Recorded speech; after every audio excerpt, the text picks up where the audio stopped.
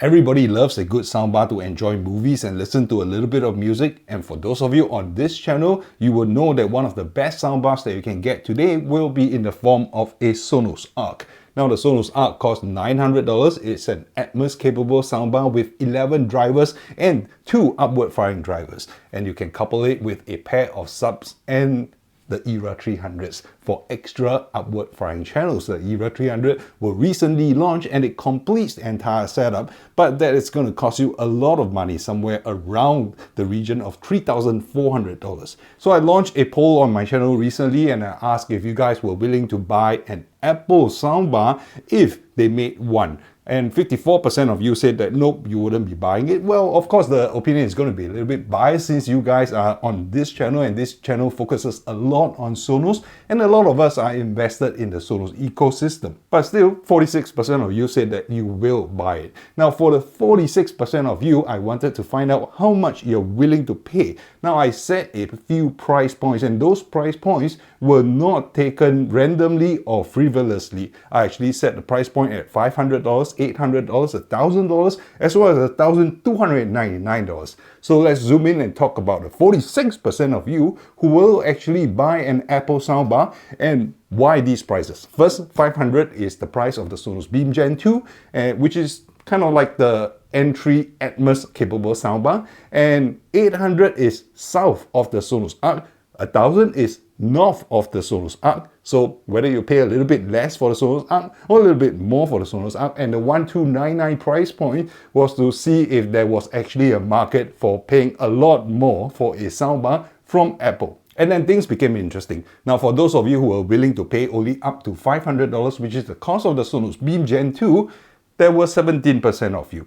And for those of you willing to pay up to $800, there were 24% of you. So if you add these two groups together, up to 41% of you guys are willing to pay up to $800, which is still less than a Sonos Arc. And then there's another group of you who are willing to pay up to $1,000, and that's 30% of you guys. So there is some value in this, and Apple knows that. Apple knows that there are quite a few people, more than 70% of you, willing to pay up to $1,000 for the soundbar. But what is very, very interesting is that 28% of you will even pay the asking price of $1,299 if Apple made a soundbar. So all this is pretty good news for Apple, and it really depends on the performance, on the sound and usability of the soundbar that they're going to launch, and deciding on how much they want to charge for the soundbar. Now, everything at this point is purely conjecture, it's purely my imagination. It is not something that Apple has. But if you really wanted an Apple setup for a soundbar of sorts, you can actually do it today. I'll teach you in this episode, and I'll be back right after this break. So as I mentioned, if you wanted a soundbar from Apple, you can actually do it, and this is in the form of the HomePods Gen 2. So what you need to do is to actually pair this pair of HomePods to the Apple TV as the default output device. How are you going to do it? Let me just teach you. So you go inside settings in your Apple TV, go to the video and audio output section, select audio output.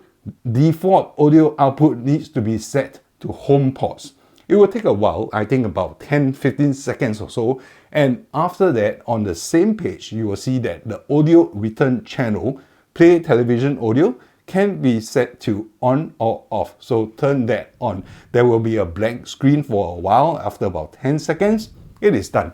The next thing you need to do is then to go to your TV and make sure that you can enable audio pass-through. So this is dependent on your TV. On the LG CX that I'm using, it is actually selectable, and you will be able to relegate the processing of Atmos or any audio on the TV through the HomePods. Now, what is important here, which most people don't realize, is that you can use the Apple TV's HDMI port as an eARC port, meaning to say anything that you are playing on the TV can actually be played to the Apple TV and then through these HomePods Gen 2. In other words, you have just created an eARC port for the HomePods Gen 2, which means to say any device that you connect to your TV, be it an NVIDIA streamer, or be it your PC or your laptop, or even TV programs, over-the-air programs, as well as any app that is on the TV itself, can actually play the sound through the Apple TV to this HomePod Gen 2. And this is the setup for an Apple soundbar. Although it doesn't look like a soundbar, but it does have the benefit of really wide stereo. So of course your mileage may vary. I don't know whether this actually works on an HDMI ARC port or you do need a HDMI eARC port. Now eARC port allows for more bandwidth, and if you're going to be pushing high definition and lossless Atmos through these speakers, you do need the extra bandwidth. But that's the connection between the TV and the Apple TV itself. The Apple TV's connection to the HomePods is actually completely wireless. And whichever protocol they are using, whether is it AirPlay or otherwise, it might not actually carry enough bandwidth. Now, of course, these are Atmos capable, and when you play anything on the Apple TV and you cast the sound to the HomePods, they can be Dolby Atmos capable. And when you do that, well, the sound is great, the surround sound stage is great, there's some simulation of Heights audio, but do bear in mind that out of the 6 drivers, the 5 tweeters and the 1 bass drivers in the HomePods, none of them are actually facing upwards, and there will be nothing, no sound that the HomePods is going to bounce off the ceiling to reach you to simulate the actual heights effect. But now the good thing is that it doesn't just work with the Apple TV. Anything that is playing on your TV screen, it will actually be able to take the sound and play it through the HomePods. Whether you can actually get real Atmos or not, your mileage really may vary and the experience might be limited in that sense. Now, in terms of usability, do note that these are completely wireless. My screen is where the camera is right now. The Apple TV is actually just under the screen, within the TV console, and there are no cables connecting these pair of HomePod Gen 2 with the Apple TV. So the sound, the audio is actually cast wirelessly. Now, in terms of build quality and longevity, you know Apple products, they do last quite a bit of time. Well, these cost $300 each. A pair of them is $600 plus the Apple TV, US dollars, probably about $129. You're gonna end up paying just north of $700 to get this Apple soundbar. And once you set it up to receive audio from the Apple TV, you don't have to keep doing it every time you fire up the TV. And also bear in mind that you still can use the HomePods as a music source when you're using your iPhone or your Mac to AirPlay those through to the HomePods, even though they are connected to the Apple TV. Now, you can still use Spotify and you still use AirPlay to cast the music from Spotify or any streaming apps on your Mac or phone to these speakers, but it doesn't have direct Spotify connect. And when you do that, when you try to cast music from your Apple Music device over the air through AirPlay 2 to these HomePods, it doesn't even require you to turn on the Apple TV or your screen. It will just cast the music wirelessly. The Apple TV does not turn on, so you don't have to waste electricity running the Apple TV and the screen in order to just listen to music. But do bear in mind that the HomePod Gen 2, the only way to get music in is wirelessly, and there's no Bluetooth and there's no line in on this. So the best way to experience the HomePod Gen 2 is if you really are into the Apple ecosystem. So we really need to talk about music quality, the sound quality of this. Now I'm going to talk about it in 2 parts. One is the music quality and the other one is the experience, the sound quality you're getting when you're watching movies.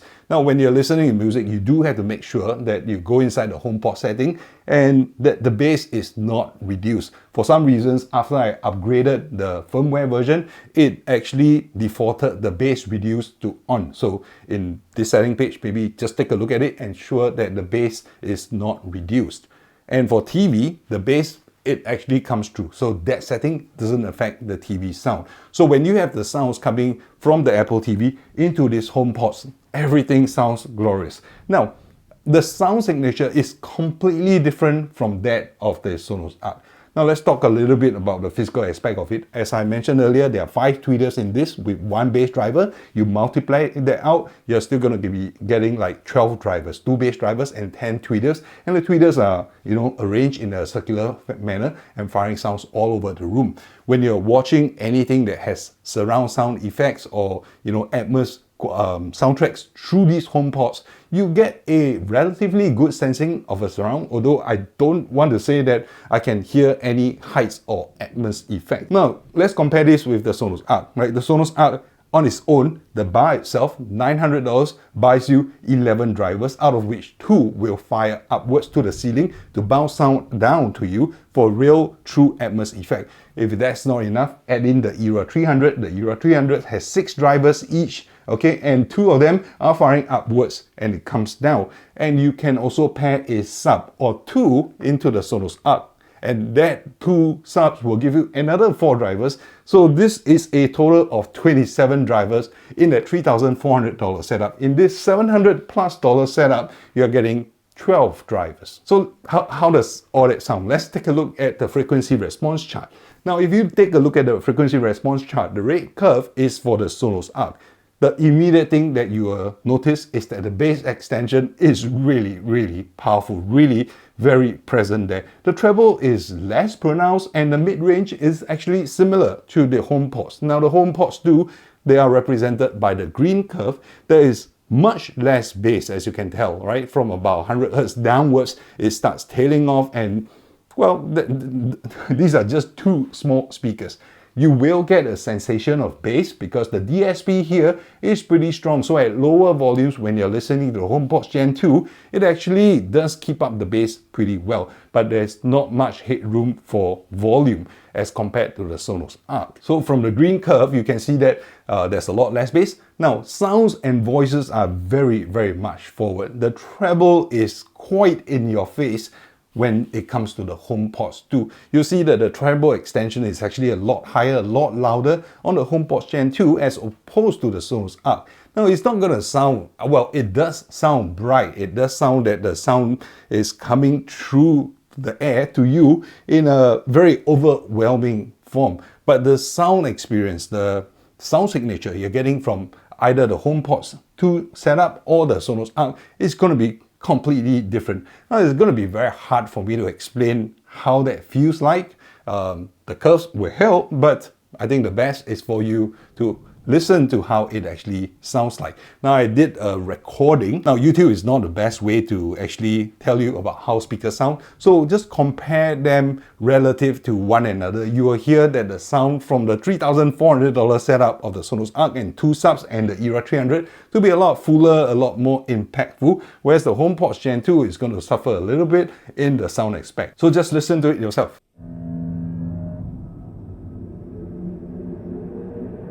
This is Dolby Atmos, the world's first object-based cinematic audio. With powerful moving audio that transcends from channels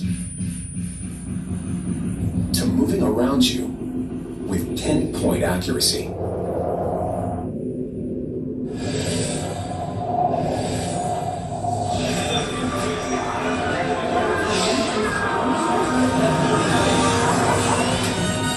Whether the soundscape sets the mood of a scene. Whoa! What is this place? Come on, you guys, let's go! Or captures the full extent of nature's fury.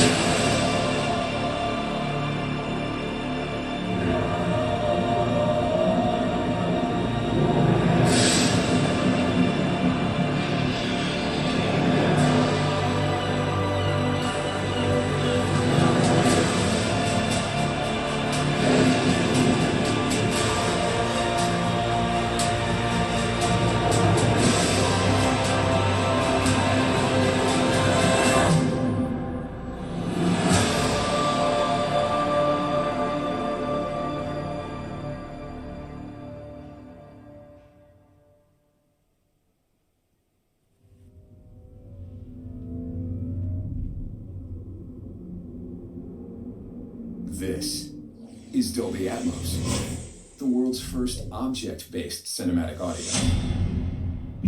With powerful moving audio that transcends from channels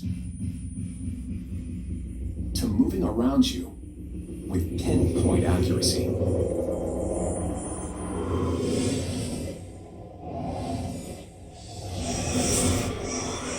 Head zone is for immediate loading. where the soundscape sets the mood of a scene. What is this place? Come on, you guys, let's go. Or captures the full extent Do you want to know my secret? of nature's fury.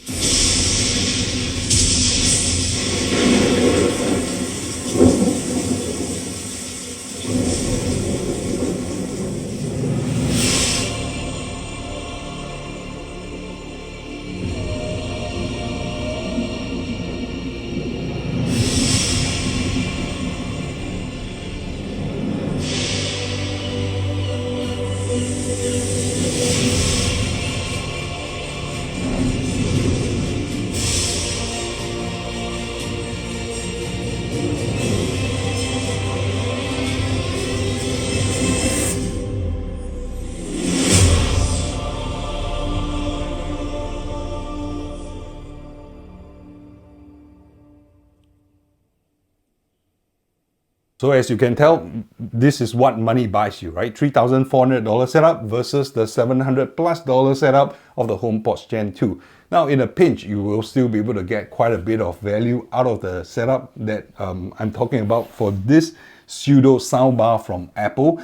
The functionality to allow the Apple TV to receive ARC signals from the TV is a great implementation. I kind of like that. It is lovely. There was no delay, no lags, no lip sync issues at all. They do use their own protocol. Maybe it's AirPlay 2, I'm actually not very sure. But they do need the bandwidth, right? Because real, true lossless Atmos requires bandwidth. So I don't know where the processing is being done. If the processing is being done on the Apple TV, then yeah, maybe they'll just send the sound signals to the HomePod Gen 2 to playback, and there's less strain on the processors within the HomePods to actually process Atmos. So you don't need all the bandwidth, you just need the bandwidth to send over the processed sound. So just think about it for a minute, right? What we have here is the LG TV connected to the Apple TV. Now, if Apple really made an Apple soundbar, how is this going to work? I think there's a potential, there's a chance for it to be completely wireless, meaning to say you just need a power cable to the soundbar. You can place it anywhere, like how I'm placing these pair of HomePods. They are on my desk, but it is actually taking sound from the screen coupled with the Apple TV without a HDMI cable. Granted, you still need a HDMI cable from the TV to the Apple TV, but imagine that Apple made a TV, as in a real TV screen, not just the Apple TV streamer. They made an Apple TV screen and they integrated the functionalities of Apple TV into the screen, which will then allow you to pair any number of HomePods to it. Now, or maybe they made a soundbar, right, which doesn't even require the HDMI to go into the soundbar itself. It can cast the sound wirelessly. So again, the bandwidth limitation may kick in there. I'm not very sure how that's going to be working, but I'm sure some smart guys at Apple is going to figure it out. But you can have a soundbar and you can place two HomePods or maybe even two HomePods mini as the rear surround to get a true wireless 360 surround sound feel. And maybe, just maybe, Apple may make subwoofers. Now, Apple has gone into audio, but they have not done a lot about it. They have the AirPods and the AirPods Max and the AirPods Pro. Those are personal audio. They've made these speakers. These are in the second generation right now. They also have a HomePods Mini, which I have. I don't listen to them a lot because the sound is not that full. But just imagine that you can litter these around the room. And if they made a subwoofer, right, that can pair with the HomePods to boost the bass output, or pair it, or maybe a very tiny subwoofer to pair with the HomePods Mini, the possibilities are endless. So if they take a leaf from what Sonos is doing, and Sonos is leading the way in this, create the whole ecosystem for all these audio products, and it could be a very interesting space to play in. Now bear in mind that a lot of people who buy into Sonos product, they don't just stop at one speaker, two speakers. You and I both guilty of this, and we just keep buying and buying and buying. Apple could do that. And you know the number of people who buy any shit that Apple puts out. If Apple made a house, I'll probably buy the house. So whether Apple does that or not in the near future, I'm not sure. I'm just guessing and speculating right here. But a few clues for Sonos. Maybe Sonos should make a Sonos TV. It's just a screen. but you don't need any connection anymore. Every soundbar, every speaker, the Era 300, which is currently running on Wi-Fi 6 already, can then connect to the Sonos screen. I don't know. The future looks bright. It is all very interesting, all very exciting. Now, for those of you who are also curious about how these HomePods Gen 2 compare with the Era 300, I've made a video. So check out the video and I'll see you over in that video.